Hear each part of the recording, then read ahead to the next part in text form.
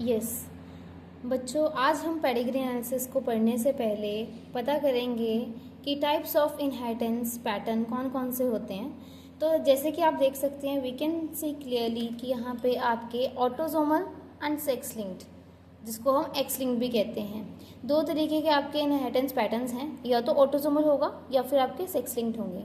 ठीक है, जो ऑटोसोमल है बेटा वो हमेशा 22 पेयर्स में क्रोमोसोम एग्जिस्ट करते हैं, लेकिन अगर हम बात करें सेक्स लिंक की या एक्स लिंक की तो हमेशा एक पेयर ऑफ क्रोमोसोम होता है। वो मेल में XY होगा एंड फीमेल में क्या होगा, XX होगा।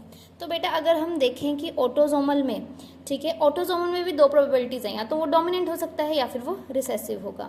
इसी तरह से सेक्स लिंक्ड में भी दो प्रोबेबिलिटीज़ हैं, या फिर डोमिनेंट या फिर रिसेसिव। ये हमें अच्छी तरह से पता है, जैसे कि आपने पहले भी पढ़ा है कि डोमिनेंट वो होते हैं जो अपने आप को एक्सप्रेस करें फर्दर जनरेशन्स में, लेकिन रिसेसिव वो होते हैं जो अपने आप को एक्सप्रेस ना कर पाएँ फर्दर जनरेशन्स में। राइट। फिर अगर जैसे आप देखो, अगर हेट्रोजीनस हमारे पास, या हम बात करें हेट्रोजीनस हमारे पास गेमीट्स का कॉम्बिनेशन है जैसे AA, तो उसमें अगर हम देखें A and A, capital A and small a में, ठीक है, डोमिनेंट की क्या प्रोबेबिलिटी हो सकती है, डोमिनेंट की प्रोबेबिलिटी हो सकती है कैपिटल A या फिर कैपिटल A स्मॉल a। लेकिन रिसेसिव क्या होगा बेटा, रिसेसिव वो होगा जिसमें small a and small a आएगा। राइट। अगर हम बात करें सेक्स लिंक की, ठीक है, तो सेक्स लिंक को हम एक्स लिंक्ड भी बोला जाता है, ठीक है, क्योंकि एक्स क्रोमोसोम पे वो जीन अफेक्टेड है, इसीलिए उसको एक्स लिंक्ड भी बोला जाएगा। राइट। डोमिनेंट में हम कैसे लिखेंगे डोमिनेंट को, वैसे बेटे दो तरीके से लिख सकते हैं डोमिनेंट को। कैसे, अगर हम फीमेल की बात कर रहे हैं तो हमें ऑब्वियसली पता है कि क्या आएंगे, XX क्रोमोसोम्स आएंगे। तो डोमिनेंट कैसे आ सकते हैं, जैसे हमने यहाँ पे देखा था, दो होते हैं, कैपिटल A स्मॉल a, दो प्रोबेबिलिटीज होती हैं। उसी तरह से हम अगर XX में देख रहे हैं तो A capital R small r, और दूसरी हमारे पास क्या है, या फिर वो स्मॉल r होगा। राइट। अगर हम रिसेसिव फीमेल की बात करें तो वो कैसी होगी बेटा, XX और साथ में स्मॉल r। राइट। अगर हम बात करें यहाँ पे डोमिनेंट में मेल और कैसा हो सकता है, तो मेल कैसा हो सकता है बेटा, मेल यहाँ पे क्या आएगा बेटा, X R एंड Y। वहीं पे अगर हम रिसेसिव की बात करें तो मेल होगा तो XY ही, लेकिन यहाँ पे क्या आ जाएगा, स्मॉल r, क्योंकि अगर आपका जो ट्रेट है या इनहेरिटेंस पैटर्न है वो सेक्स लिंक्ड रिसेसिव है तो क्या आएगा, XRY आएगा। इसके बाद हम देख लेते हैं बेटा ऑटोसोमल, अगर कोई डिजीज पेडिग्री एनालिसिस में ऑटोसोमल डोमिनेंट है, ऑटोसोमल रिसेसिव है, ठीक है, नहीं, ऑटोसोमल दो तरीके की हो सकती हैं, या तो डोमिनेंट या फिर रिसेसिव, और सेक्स लिंक दो तरीके हो सकती हैं, या तो डोमिनेंट या फिर रिसेसिव। राइट। तो इसमें हम देखेंगे कुछ एग्जाम्पल्स के साथ कि कैसे हम ऑटोसोमल डोमिनेंट, ऑटोसोमल रिसेसिव को आइडेंटिफाई कर सकते हैं। राइट। अगर आप देखें बेटा, सबसे इंपॉर्टेंट बात, ऑटोसोमल डोमिनेंट वो होगा जिसमें कोई भी जनरेशन जो है वो स्किप ना हो। डोमिनेंट का मतलब वही है ना जो ज़्यादा एक्सप्रेस करेगा अपने आप को, ठीक है, तो जो ज़्यादा एक्सप्रेस करेगा मतलब वो जनरेशन 1 में भी है, जनरेशन 2 में भी है, जनरेशन 3 में भी है। अगर सभी जनरेशन में है, कोई जनरेशन मिस नहीं की, तो वो क्या आएगा, डोमिनेंट आएगा। अब हमें कैसे पता चलेगा कि वो ऑटोसोमल है या सेक्स लिंक्ड है, ठीक है बेटा जी। सबसे पहले तो मैं आपको बताना चाहूँगी एक ट्रिक है जो हमने बनाई है इसको और इजी बनाने के लिए। वो ट्रिक है बेटा ये कुछ स्टेप्स, ठीक है, पेडिग्री एनालिसिस के, जिससे हम ट्रेड्स का पता लगा सकते हैं कि ट्रेड्स कौन सी जनरेशन से चलते आ रहे हैं, आगे से आगे जनरेशन में पास होते आ रहे हैं, ठीक है। तो उसके लिए हम कुछ इजी स्टेप्स देख सकते हैं अपने किसी भी पेडिग्री को जल्दी सॉल्व करने के लिए। जैसे first step, mark the number of generation. सबसे पहले हमने क्या करना है, जनरेशन्स को मार्क करना है, ठीक है बेटा जी।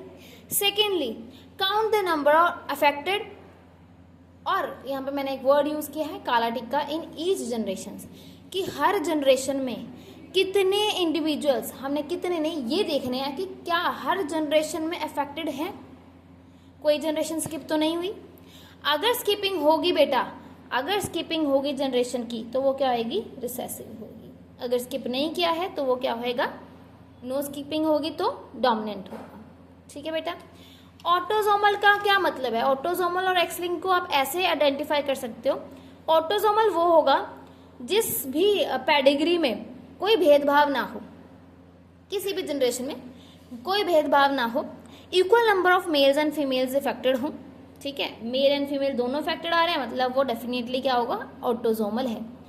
एक्स लिंक को कैसे आप आइडेंटिफाई कर सकते हैं बेटा, और भी सिंपल आपके पास ट्रिक है, वो ये है मादा लाडला। ठीक है, मादा लाडला, मादा लाडला तो का मतलब क्या है, मदर टू सन। ठीक है, पापा दी परी मतलब what, from father to the daughter. So this is very easy trick by which you can solve any kind of pedigree बेटा, राइट। इसकी एक एग्जांपल ले लेते हैं बेटा जी। जैसे आप मानो एक मैं यहाँ पे पेडिग्री आपके लिए लेकर आई हूँ, ठीक है, जस्ट यस, एक पेडिग्री जैसे मानो आप कि ये है हमारे पास, ठीक है, कुछ इस तरह से।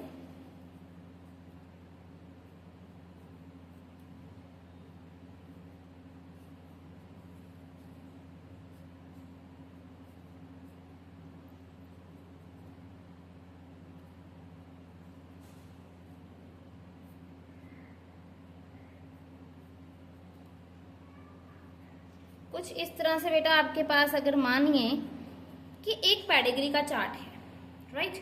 तो अगर हम ये स्टेप्स फॉलो करें, ठीक है, अगर हम ये स्टेप्स फॉलो करें तो कैसे आप पता लगा सकते हैं कि ये कौन सी डिजीज है। सबसे पहले मैंने आपको क्या बोला, आपने मार्क करने हैं कि mark the number of generations, कि क्या जनरेशंस हैं। ठीक है, जैसे आप इसको हम मार्क कर लेंगे, this is generation 1, this is generation 2 and ये last this generation is generation 3। पहली बात थी तो ये कि हम जनरेशन मार्क करेंगे।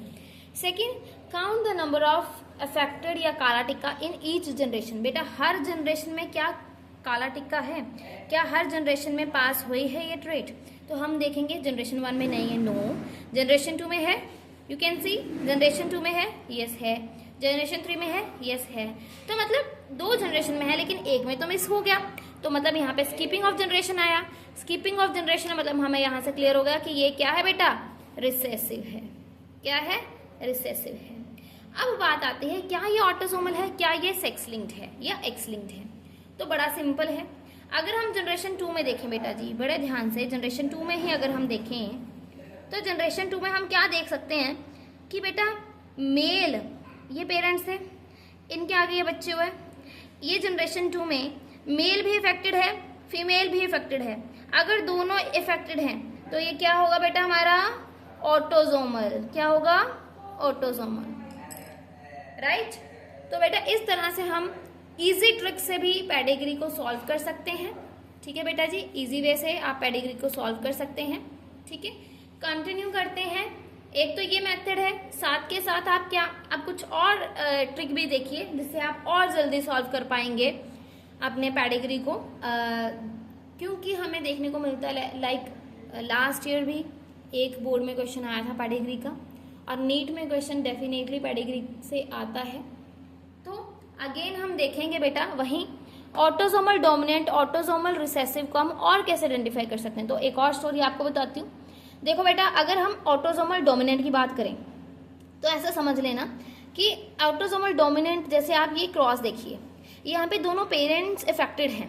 ठीक है, दोनों पेरेंट्स को क्या है, ये ट्रेट पास हुई है, दोनों पेरेंट में है ये ट्रेट, और आगे पास हुई है डॉटर को, राइट, डॉटर को पास हुई है। लेकिन देखो दोनों को है, लेकिन एक ही बच्चे को पास हुई है और एक बच्चा बिल्कुल नॉर्मल है।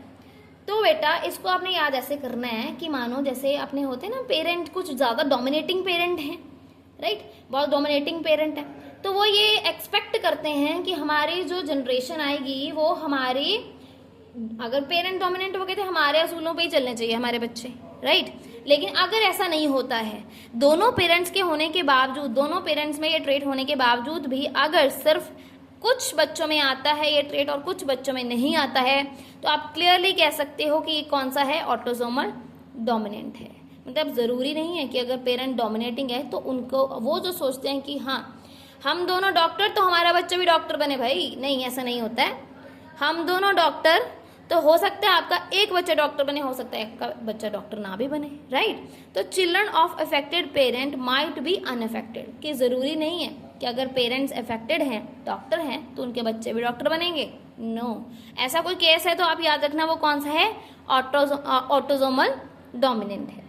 ठीक है। अगर ये देखो बेटा autosomal recessive, right, autosomal recessive में सबसे पहले आप यहाँ पे देखोगे कि यहाँ पे स्किपिंग ऑफ द जनरेशन हुई है, स्किप हुई है बेटा जनरेशन, यहाँ पे नहीं था लेकिन आगे आ गया। इसको आप कैसे याद कर सकते हो, एक बड़ी आसान सी स्टोरी है। आप ये मानो कि पेरेंट बेचारे मजदूर हैं, ठीक है, मेडिकल फील्ड में नहीं हैं, आप लगा लो, लेकिन उनमें उनका जो एक बच्चा है वो डॉक्टर बन गया।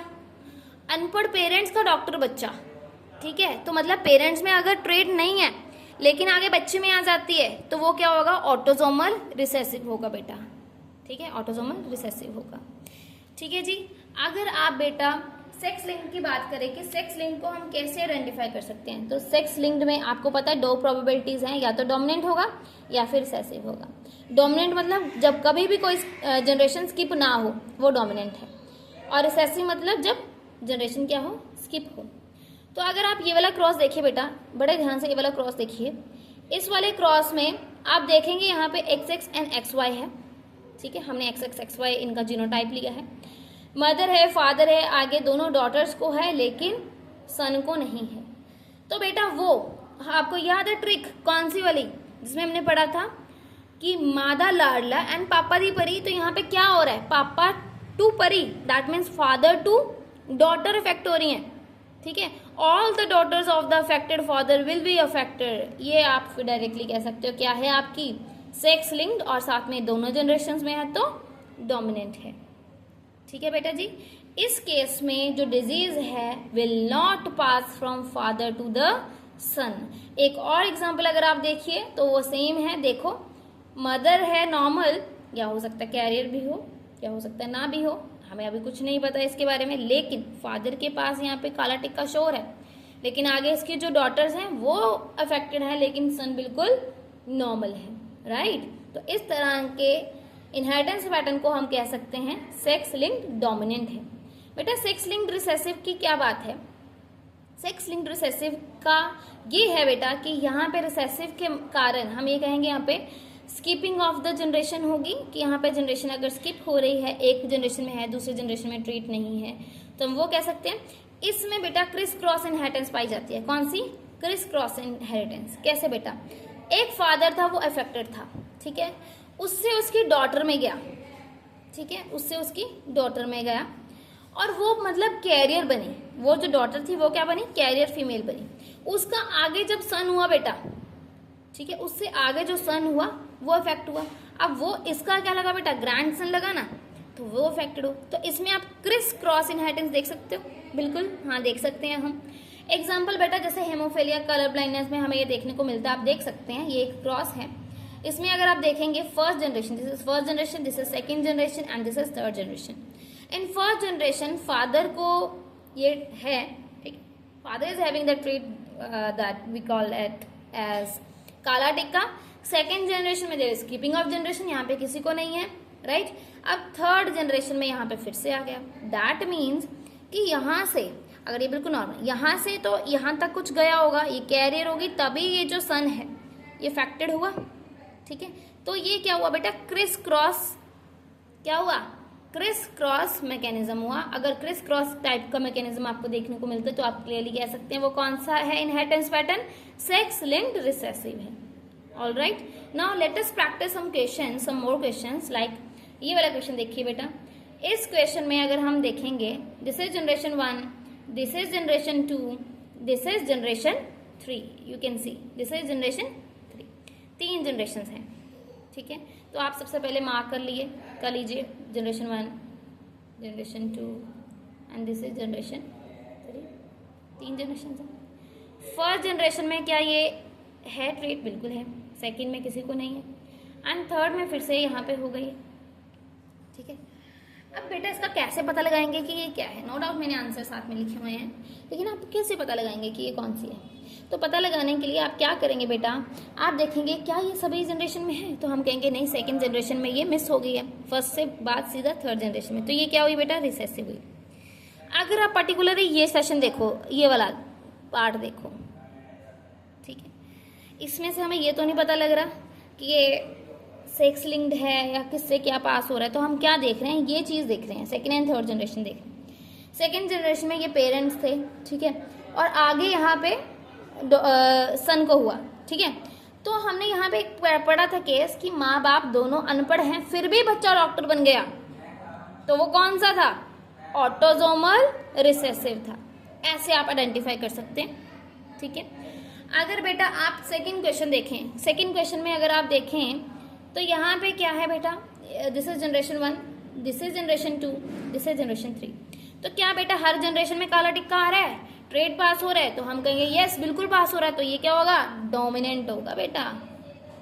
अब अगर हम देखें कि क्या ये ऑटोसोमल है कि ये सेक्स लिंक्ड है, तो अगर बेटा आप सेकेंड जनरेशन में देखो, ये तो चलो हम मान लेते हैं कि ये तो अलग अलग फैमिलीज के ना बच्चे, तो कोई बात नहीं, ये तो एक ही फैमिली के बच्चे हैं। यहाँ पे ये सन है, ये डॉटर है, यहाँ पे भी देखो सन है डॉटर है, मतलब सन डॉटर दोनों फैक्टर है, मतलब ये कौन सी होगी? ऑटोसोमल होगी, ठीक है बेटा जी। इसको आप अलग तरीके से भी सॉल्व कर सकते थे, सेम क्राइटेरिया लगा के बेटा।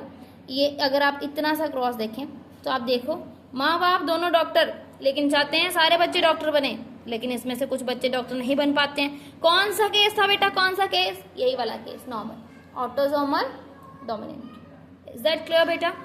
थर्ड देखेंगे एक और क्रॉस, देखो यहाँ पे जनरेशन 1 है, this is generation 2 and this is generation 3।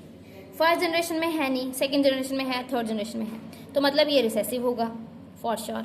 यहाँ पे अगर आप देखें दोनों mother and the son and the daughter both get affected, ठीक है, तो क्या हो? ऑटोसोमल रिसेसिव होगा। That's all for today, thank you.